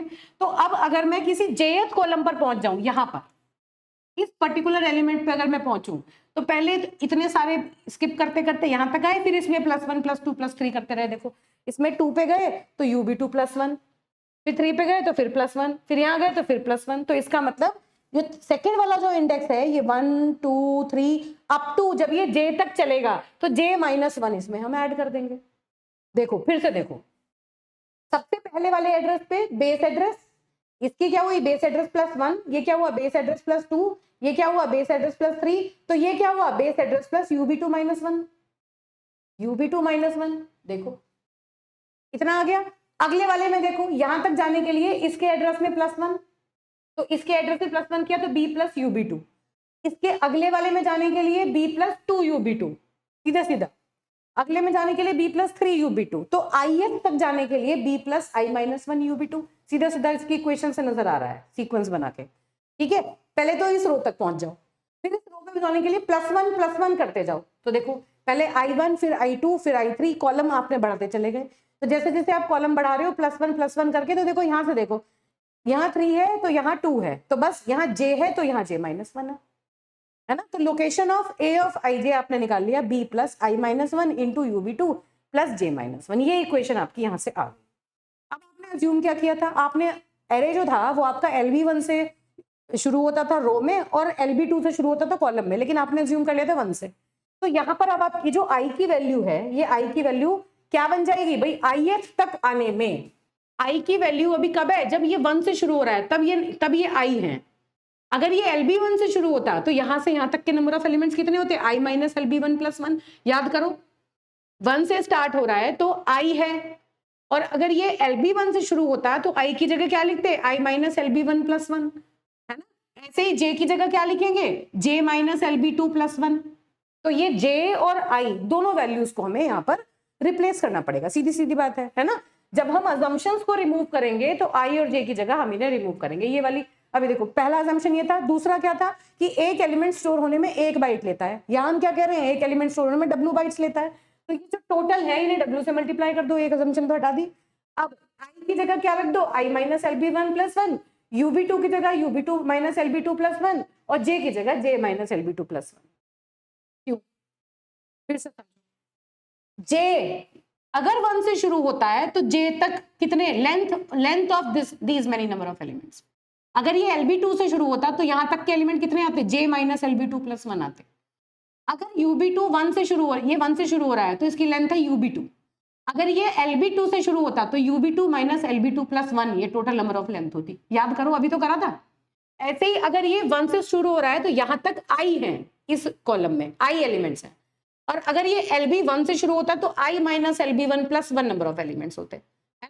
तो बस इन्हीं सारी वैल्यूज को हम यहाँ पर पुट कर रहे हैं, ध्यान रखना इस बात को, क्योंकि हमने शुरुआत 1 से की तो उन्हें फाइनली वैल्यूज जो हैं उन्हें हमें रिप्लेस करना पड़ेगा LB1 और LB2 के हिसाब से। तो i की जगह रखेंगे i माइनस LB1 प्लस 1, ये एक्चुअल वैल्यू मिलेगी। ub2 की जगह रखेंगे ub2 माइनस LB2 प्लस 1, ये सेकंड डायमेंशन पे काम कर रही है इसलिए LB2 यूज किया। j भी सेकंड डायमेंशन पे काम कर रहा है कॉलम के लिए, इसलिए इसमें भी LB2 यूज किया।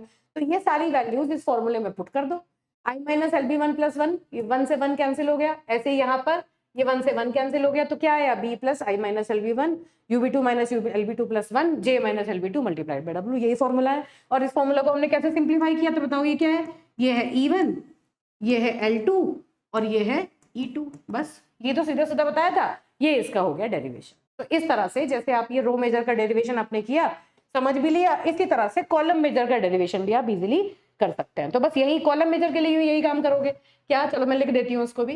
This is LB1 plus 1 and so on up to, suppose ये i है और यहाँ पर आके हो गया ये ub1, ये है LB2 plus 1 and so on up to ub2। Assume हमने कर लिया कि ये 1 से शुरू होता है तो 1 2 3 अप टू i, और ये हो गया आपका ub1। सेम चीज है बिल्कुल, 1 2 3 अप टू j, और ये हो गया आपका ub2। ठीक है, ये दो i और j हमने यहाँ पर निकाल लिए। बस अब इसी चीज को कॉलम मेजर की फॉर्म में जब लिखेंगे तो किस तरह लिखेंगे, अब देख लो। This is for i and this is ub1, this is for j and this is ub। अब देखो चलो a11, जब आप इसे स्टोर करेंगे a11 तो क्या है, base address, this is base address. a21, अब कॉलम मेजर की बात हो रही है, ये जितना भी रिप्रेजेंटेशन है ये कॉलम मेजर के लिए है। कॉलम मेजर में पहले पहला कॉलम स्टोर होगा, तो इसके बाद ये वाला नंबर स्टोर होगा, फिर इसके बाद ये वाला। तो अगर मैं 2 1 की बात करूं तो ये होगा बेस एड्रेस प्लस 1, है ना। अगर 3 के पास बात करूं, 3 1 की बात करूं तो बेस एड्रेस प्लस 2। तो देखो यही चीजें लिख रखी हैं, 2 1 is base address plus 1, 3 1 is base address plus 2। तो i तक अगर हम जाएंगे तो i1 क्या होगा, बेस एड्रेस प्लस i की जगह 3 है तो 2 है, तो यहाँ i minus 1, base address plus i minus 1। और लास्ट एड्रेस तक चले जाओ ub1 तक, तो ub1 के लिए क्या आ जाएगा, base address plus ub1 minus 1। भाई i की जगह आपने ub1 रख दिया तो यहाँ पर i माइनस 1 की जगह ub1 माइनस 1। इक्वेशन बनी सीधी सीधी अंडरस्टैंडिंग से।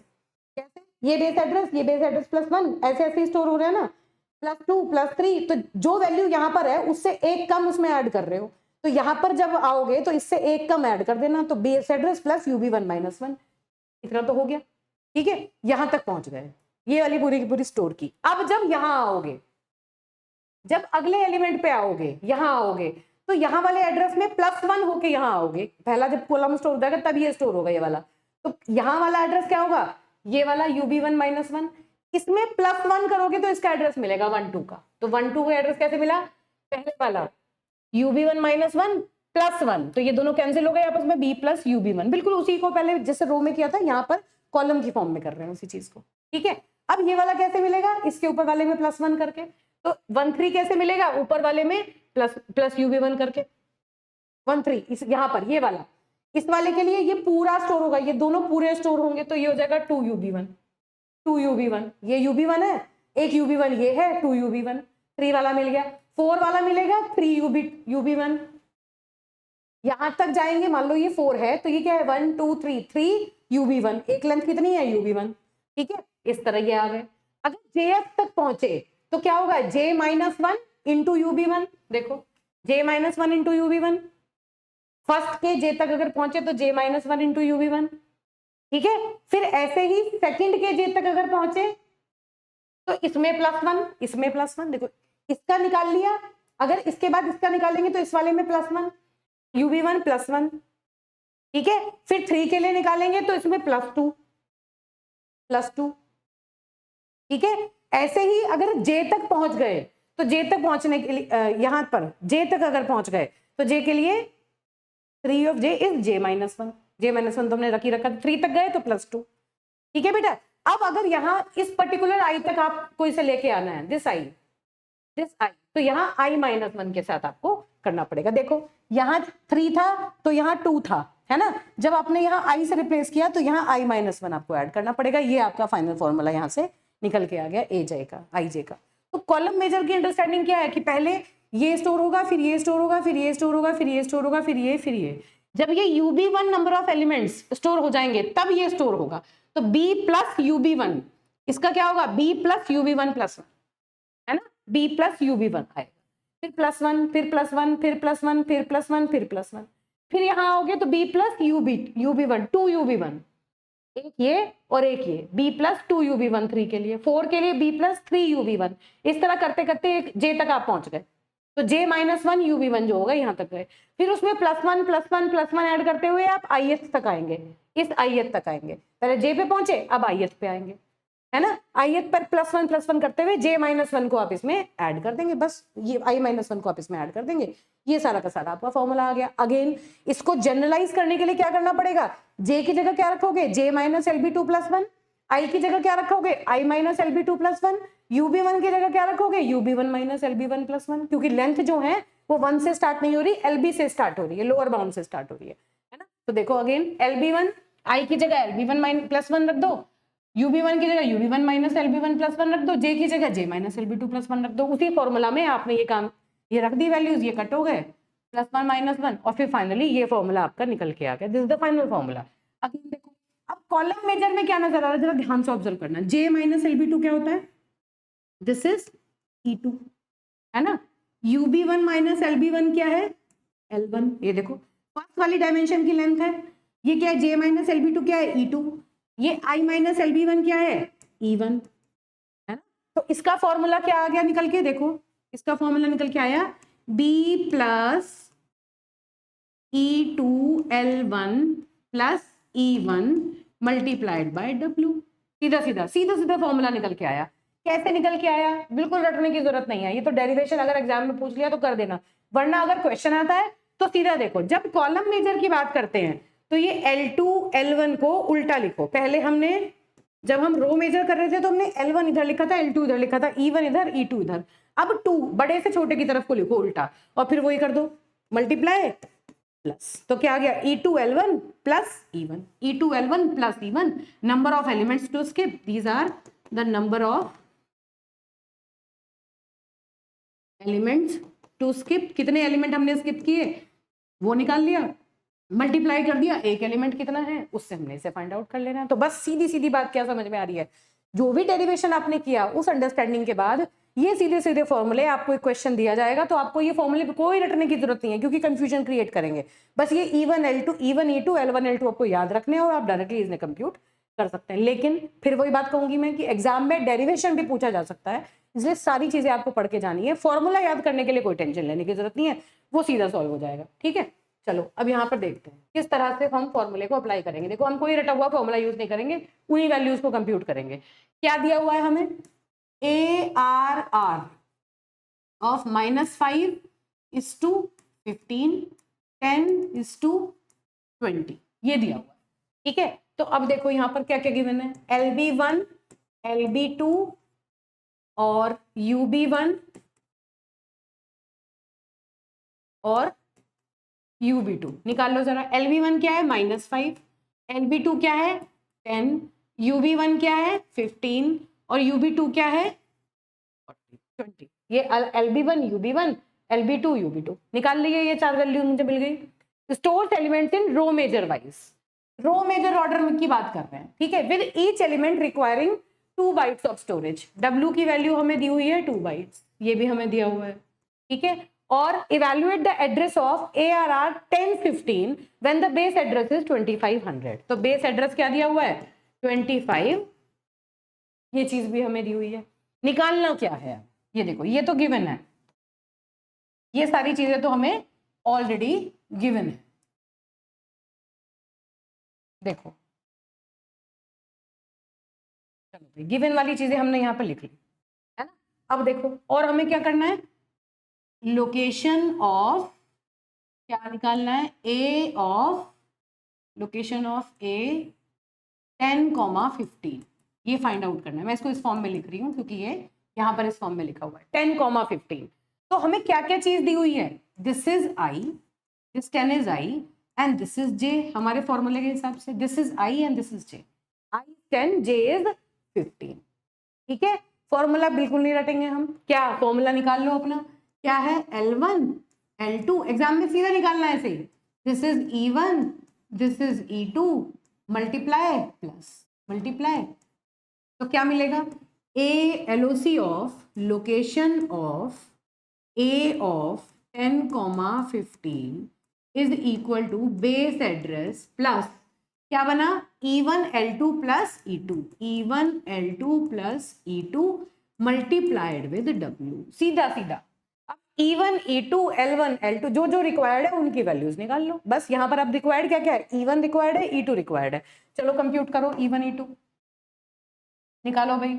E1 की वैल्यू क्या है, E1 is I minus LB1, this is I minus LB1, तो that is I की वैल्यू क्या है 10 माइनस LB1 क्या है -5, तो ये आ गया आपका 15। ठीक है, E2 की वैल्यू निकालो, E2 is J minus LB2, तो J की वैल्यू कितनी है, J is 15 माइनस LB2 कितना है 10 माइनस 10 इज इक्वल टू, तो E1 E2 अपने निकाल लिए। और आपको क्या चाहिए L2, L2 क्या होता है, L2 is UB2 minus LB2 plus 1, second वाली डायमेंशन की लेंथ। UB2 क्या है 20 माइनस LB2 क्या है 10 प्लस 1, तो दिस इज 11।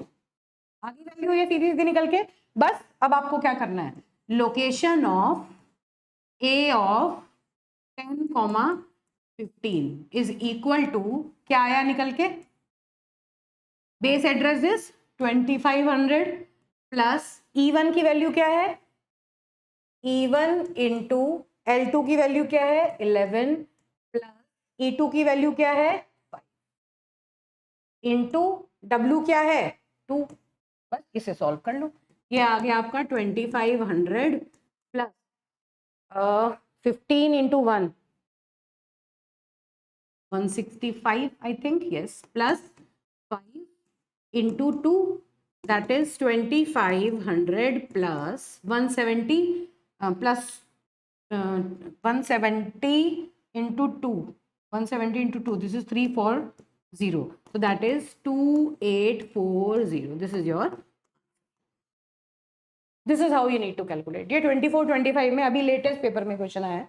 बताओ इसमें क्या, जो हमने फॉर्मूले डिराइव करे क्या हमें रटने की जरूरत है, बिल्कुल रटने की जरूरत नहीं है। रो मेजर की बात कर रहे हैं L1 L2 E1 E2, बस याद रखो L1 L2 क्या है, लेंथ है अलग अलग डायमेंशन की, पहली डायमेंशन की लेंथ दूसरी डायमेंशन की लेंथ, ये पहला इफेक्टिव इंडेक्स ये दूसरा, जिसको I की वैल्यू माइनस LB1 J की वैल्यू माइनस LB2 सही निकल जाएगा। सीधे सीधे वैल्यूज पुट करके आप इसके आंसर निकाल लो, कोई प्रॉब्लम नहीं है। बहुत ईजी क्वेश्चन होते हैं, ठीक है। डेरिवेशन में दिमाग लगाने की जरूरत है, वो एक बार आपने समझ लिया, उसको आप एक बार मेमोराइज करके चले जाओ, ताकि डेरिवेशन अगर कोई पूछ ले तो उसमें पूरे नंबर मिल जाए। अब ये देखो दूसरा क्वेश्चन उसी तरह का है same. Each element of array data, ये भी ये 23-24 में आया था। ये PYQs डिस्कस हो रहे हैं, यही की यही आपके सारे PYQ सॉल्व हो जाएंगे, ठीक है। लेटेस्ट 2 पेपर में आए हुए क्वेश्चन है, सीधे सीधे डायरेक्ट करो सॉल्व। क्या क्या चीजें दी हुई है पहले उन्हें निकाल के लिखो। देखो भाई, डेटा नाम है एरे का 2050, ठीक है, ये दिया हुआ है, इतनी डायमेंशन है। अब देखो ध्यान से इंपॉर्टेंट, यहां पर LB1 UB1 की फॉर्म नहीं लिखी है ना, तो हम अज्यूम कर लेंगे कि LB1 जो है वो 0 है और LB2 जो है वो भी 0 है। अगर आपको यहाँ पर कुछ लिखा हुआ नहीं मिलता तो आप लोअर बाउंड अपर बाउंड को 0 अज्यूम करेंगे हमेशा, ध्यान रखना ये बात। लोअर बाउंड अगर गिवन नहीं है, लोअर बाउंड की फॉर्म गिवन नहीं है ना, देखो ये पूरा का पूरा रो गिवन है, टोटल नंबर ऑफ रोज कितनी है, तो यहाँ पर आप LB1 को 0 अज्यूम करेंगे, LB2 को भी 0 अज्यूम करेंगे, इसीलिए मैंने ये क्वेश्चन यहाँ इंक्लूड किया था, ठीक है। UB1 कितना है आपका, this is 20 and UB2 is 50। LB1 0 और UB1 जो है वो 20 और UB2 जो है वो 50, ठीक है बेटा। अब इतनी बात हो गई। अब आपका आ गया 4 बाइट्स ऑफ स्टोरेज, W की जो वैल्यू है वो है 4 बाइट्स, ठीक, और आपको बेस एड्रेस दिया हुआ है 2000, ठीक है। Determine the location of A10-10, आपको क्या करना है, लोकेशन ऑफ A10,10 आपको यहाँ पर निकालना है, ठीक। चलो अब देखो निकालो किस तरह से करोगे, चलिए। तो देखिए बेटा अब इसमें निकालते हैं LB1, इस केस में आप LB1 और LB2 दोनों को 0 मान के चलेंगे। अगर ये फॉर्म दिया हुआ है बाय डिफॉल्ट आप लोअर बाउंड जो है वो 0 अज्यूम करके चलेंगे। तो देखो लोकेशन ऑफ क्या फाइंड आउट करना है हमें, data, location of data of क्या है 10,10 ये मेरा I है और ये है मेरा J, है ना। क्या होगा, base address plus E1 L2 plus E2, यही था, देखो है ना, E1 L2 plus E2 into W, क्या निकालोगे, बेस एड्रेस प्लस E1 की वैल्यू क्या होती है I minus LB1 into L2 क्या होता है, L2 आपको अब डायरेक्टली गिवन है, L2 कितना है, ये देखो ये है डेटा 2050, तो this is L2 and this is L1, ये तो पहले से गिवन है लेंथ, है ना, UV LB की फॉर्म ही नहीं है, तो L2 की वैल्यू आपकी कितनी है, L2 सीधा सीधा लिखोगे, है ना, हाँ, plus E2 is J minus LB2 multiplied by W, तो निकालो बेस एड्रेस की वैल्यू क्या दी है, बेस एड्रेस दिया है आपका 2000,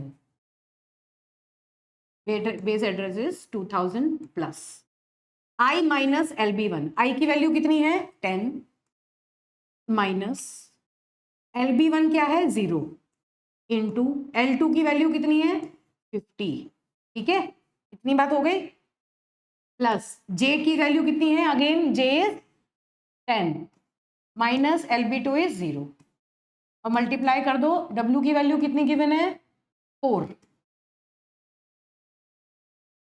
मल्टीप्लाइड बाय 4, ये चल नहीं रहा है मुझे लगता है यहाँ पर, इंटू 4, ठीक, तो निकालो 2000 प्लस ये हो गया 10 multiplied by 50, this is 500 plus 10 multiplied by 4, कितना आया ये 2000 प्लस दिस इज 510 इंटू 4, तो कितना हुआ, it happens to be 2000 plus 0420, तो दैट इज 4040, ये इसका फाइनल एड्रेस हुआ, दिस इज योर आंसर, ठीक है बेटा, 2040 इसका आंसर आ रहा है, 0 4 1 4 और 5 4 20, ठीक है, इस तरह से आएगा। तो ये रो मेजर ऑर्डर के लिए ये फॉर्मूला था, हमने लिख लिया सीधा सीधा। ऐसे ही अगर आपको कॉलम मेजर में निकालना है तो आप इसे कॉलम मेजर में निकाल लो, फॉर रो मेजर लिख लो यहाँ पर, this is for row major.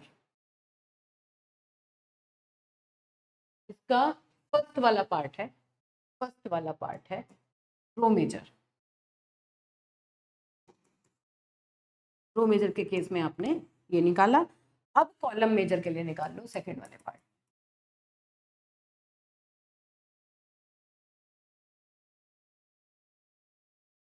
ठीक है, कॉलम मेजर में क्या था फॉर्मूला बताओ? Location of A 10,10 is equal to base address plus E2 L1 plus E1 multiplied by W। देखो बिल्कुल रटना नहीं है, यहाँ पर सीधा सीधा भी डिराइव किया था E2 L1 plus E1, E2 L1 plus E1 multiplied by W, बस रिवर्स ऑर्डर बनाना है उसका।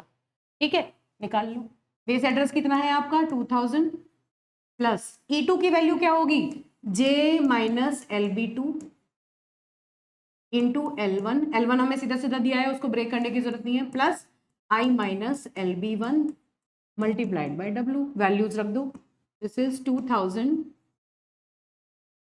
इक्वल टू 2000 प्लस J की वैल्यू कितनी है 10 माइनस 0, LB1 LB2 0 ज्यूम करने हैं, into length of the first dimension is 20, है ना, लेंथ ऑलरेडी गिवन है 20, length is 20 plus 10 minus LB1 is 0 multiplied by 4 ही था W की वैल्यू, यस। चलिए तो ये आया आपका 2000 plus 10 into 20 is 200 plus 10 into 4, तो आ गया ये 2000 प्लस 210 इंटू 4, तो 210 को 4 से मल्टीप्लाई करोगे तो क्या आएगा, एक एक स्टेप शो करना है, 0 वो 840, है ना, यस। तो ये आ गया आपका 2840। This is how you need to do this question. अब देखो इसमें कोई डेरिवेशन नहीं पूछा, एग्जाम में सीधे सीधे आपको क्वेश्चन दिया है, तो बस आपको यहाँ पर क्या चीज ध्यान रखनी है, अगर UB1 LB1 वाली फॉर्म नहीं दिया तो आपको LB1 LB2 को 0 ज्यूम कर लेना है और सीधा सीधा फॉर्मूला लगाना है, फिर L1 L2 कैलकुलेट करने की जरूरत नहीं है, वो L1 L2 तो आपको पहले से दिए हैं। N1 L2 का मतलब क्या होता है कि कितनी लेंथ है, हर एक डायमेंशन की लेंथ कितनी है, वो ऑलरेडी स्पेसिफाइड है। ठीक है, तो उसमें अलग से आपको कैलकुलेशन की कोई रिक्वायरमेंट नहीं है। तो रो मेजर कॉलम मेजर में इस तरह से आप इसे सीधा सीधा कैलकुलेट कर सकते हैं। ठीक है बेटा, अब देखिए फिर आता है आपका दो मैट्रिसेस को मल्टीप्लाई करने का एल्गोरिथम। एक बार एग्जाम में पूछा गया था, मैंने यहाँ पर लिख दिया है एल्गोरिथम। मैट्रिक्स को, दो मैट्रिसेस है A और B, ठीक है। मैट्रिक्स की डायमेंशन कितनी होती है, अगर पहली वाली है M क्रॉस N मैट्रिक्स, दूसरी वाली है N क्रॉस P, तभी ये पॉसिबल है, पहली वाली के नंबर ऑफ कॉलम दूसरी वाली के नंबर ऑफ रोज के बराबर होने चाहिए। अगर ऐसा है तो आप इन्हें मल्टीप्लाई कर सकते हैं। तो A और B दो इनपुट मैट्रिसेस हैं हमारे पास जिन्हें हमें मल्टीप्लाई करना है। सी जो है मैट्रिक्स, जो रिजल्टेंट मैट्रिक्स होगी उसकी ऑर्डर कितना होगा, यहाँ से M आएगा और यहाँ से P आएगा, तो M क्रॉस P की मैट्रिक्स आपको रिजल्ट में मिलेगी। ये चीज यहाँ पर हमने लिख रखी है। ठीक है, तो बस मैट्रिक्स मल्टीप्लिकेशन का पूरा, मैं वो लेक्चर जो है जिसमें मैंने मैट्रिक्स मल्टीप्लिकेशन पढ़ा रखा है, वो लेक्चर मैं आपकी डेटा स्ट्रक्चर की प्लेलिस्ट में ऐड करवा दूंगी, तो वहां पर आप इसका पूरा डिस्क्रिप्शन पढ़ सकते हैं। वो मैंने ही पूरा मैट्रिक्स मल्टीप्लिकेशन का एल्गोरिथम समझाया मल्टीपल तरीके से। ठीक है, तो यहाँ क्या हुआ, this is for rows, this is for columns, है ना, और ये जो है ये फिर बेसिकली मैट्रिक्स को मल्टीप्लाई कर, ठीक है, मैट्रिक्स मल्टीप्लिकेशन के लिए ये वाला जो लूप है ये फाइनली रिजल्टेंट वैल्यूज को जनरेट करता है। ठीक है, तो अब एग्जाम में क्या आया था कि इसकी टाइम कॉम्प्लेक्सिटी कैलकुलेट करो। देखो कितनी सीधी सी बात है, पढ़ भी चुके हैं हम, नेस्टेड फॉर लूप है, 3 लेवल की नेस्टेड है, तो नेचुरली इसकी जो टाइम कॉम्प्लेक्सिटी होगी वो ऑर्डर ऑफ n क्यूब होगी। अगर हम माने कि n क्रॉस n दोनों मैट्रिसेस जो है वो n क्रॉस n की है, तो 1 2 3 ये जो सबसे अंदर वाली इंस्ट्रक्शन है ये कितनी बार चलेगी, जितनी बार ये दोनों लूप इन्हें चलाएंगे, है ना। तो कैसे कैसे, आउटर लूप जो है वो m टाइम्स चलता है, अंदर वाला जो है वो p टाइम्स चलता है, और जो सबसे अंदर वाला है वो m multiplied by p multiplied by n इतनी बार चलेगा टोटल। अगर ये तीनों डायमेंशन हमने सेम कर दी तो ये n क्यूब हो जाती है। देखो अगर हम m n p तीनों को इक्वल कर दे तो n क्यूब हो जाएगी। ये बात मैं ऑलरेडी कर चुकी, जब मैंने टाइम कॉम्प्लेक्सिटी कैलकुलेट करना सिखाया था वहां मैट्रिक्स मल्टीप्लिकेशन की टाइम कॉम्प्लेक्सिटी मैंने कैलकुलेट करके दिखाई थी कैसे होता है। अगर तीनों डायमेंशन सेम है, देखो इसकी एक वैल्यू के लिए ये पूरा m टाइम्स चलेगा, ठीक है, इसकी एक वैल्यू के लिए ये पूरा p टाइम्स चलेगा, तो मतलब ये वाला जो है, और इसकी एक वैल्यू के लिए ये पूरा k टाइम्स चलेगा। तो ये जो इंस्ट्रक्शन है ये कितनी बार चलेगी, m multiplied by p multiplied by k, सबसे ज्यादा यही इंस्ट्रक्शन रन होगी। तो जो ऑर्डर होगा वो इसी के मल्टीप्लीकेशन से बनेगा, है ना। ये m, ये p, ये k, इन तीनों डायमेंशंस को मल्टीप्लाई कर दोगे, इतने these many number of operation जो होंगे वो करने पड़ेंगे इस मैट्रिक्स को मल्टीप्लाई करने में। अगर तीनों डायमेंशन को हम सेम कर दें, n क्रॉस n मैट्रिक्स कर दें, तो उस केस में आपकी जो कॉम्प्लेक्सिटी आ जाएगी वो आ गई बिग ऑफ n क्यूब। ये AKTU में 17-18 में पूछी गई है प्रॉब्लम। मैंने एक जगह पर एल्गोरिथम की फॉर्म में इसको लिखा है, अदरवाइज मैट्रिक्स मल्टीप्लिकेशन का एल्गोरिथम आप बहुत अच्छे से पढ़ चुके हैं, प्रोग्राम भी आपको आता है, आप फर्स्ट ईयर में बना चुके हैं। अगेन मैं कह रही हूँ उस लेक्चर का मैं एक फोल्डर बना दूंगी, 1-2 लेक्चर जो पीपीएस में मैंने कराए थे वो सारे के सारे यहाँ पर इंक्लूड कर देंगे ताकि आप उन्हें एक बार दोबारा से रिवाइज कर सकें। ठीक है, ये एल्गोरिथम आ चुका है एग्जाम में, इसको आपको एक बार देख लेना है। अब देखो यहाँ पर ये 17-18 में क्वेश्चन आया था, if an array is defined as 8, 10, 20 in C, devise the formula to calculate the address of any variable say ij for any valid value of I and j। कहने का मतलब क्या हुआ, अब देखो इसमें ये दे रखा है कि 10 और 20 एरे है, अब इसमें ith एलिमेंट और jth एलिमेंट का इंडेक्स कैलकुलेट करने का फॉर्मूला डिवाइस करना है। अब वो कौन सा काम करना है, जैसे मैंने आपको बताया था, ये क्या कह रहा है कि ऑटोमेटिकली इसने बता दिया LB1 जो है वो 0 है और इसका LB2 जो है वो भी 0 है। मैंने कहा ना आपको कि ये सीधा सीधा दे रखा है, तो 0 से मान के आप आई और जे पर आप चले जाएं तो वहां से आप इसका फॉर्मूला सीधा सीधा निकाल सकते हैं। इसी चीज को मैंने शुरू में आपको करके दिखाया था कि जरूरी नहीं है कि आपको LB1 UB1 की फॉर्म मिलेगी, है ना। आप डायरेक्टली किसी भी एरे पर अगर जाना चाहें तो डायरेक्टली भी इसको कैलकुलेट कर सकते हैं। सी इन दिस वन, इनिशियली बिल्कुल शुरू में जब हमने पढ़ा था किस तरह से हमें करना है, ये वाला इस तरह से, ये क्या है 3 3, अगर आप 10 क्रॉस 10 करोगे तो इसी चीज को हमने कैलकुलेट करके यहाँ पर देखा है कि हम किस तरह से इसे, ये वाला हाउ विल यू कैलकुलेट, इसी तरह से कितने नंबर ऑफ एलिमेंट स्किप करोगे, किस तरह जाओगे, तो इसका फॉर्मूला हम डिवाइस करेंगे। उस ये चीज वहां पर पूछी गई है, दिस इज हाउ। ठीक है बेटा, तो इसलिए डेरिवेशन इंपॉर्टेंट है। कहने को तो जो मेजरली आप देखोगे 90% जो आते हैं वो न्यूमेरिकल्स आते हैं, लेकिन फिर भी डेरिवेशन पूछ लिया जाता है, इजी है तो आप इसको करके जाएंगे। ये टॉपिक्स कुछ ऐसे हैं जिन्हें छोड़ के जाने की रिक्वायरमेंट नहीं, क्योंकि जब आप पूरी डेटा स्ट्रक्चर पढ़ लेंगे ना तो these are one of the easiest topics. ठीक है, और ये आपकी प्रैक्टिस के लिए कुछ क्वेश्चंस मैंने डाले हैं, फॉर्मूला बेस्ड है, सीधे सीधे देखो LB1 UB1 सब कुछ इसमें गिवन है, आपको फॉर्मूला लगा लगा के एक बार एड्रेस कैलकुलेशन करना है, रो मेजर और कॉलम मेजर से आपकी प्रैक्टिस हो जाएगी। और ये है जिसमें LB1 और LB2 को आप 0 मान के चलेंगे। ठीक है, तो ये क्वेश्चंस आप सॉल्व करें, आंसर्स निकालें और इनके सॉल्यूशन हम आपको इनके आंसर्स में प्रोवाइड कर दूंगी, आप अपने आंसर्स उनसे मैच कर सकते हैं। ठीक है, तो this is all for now, thank you.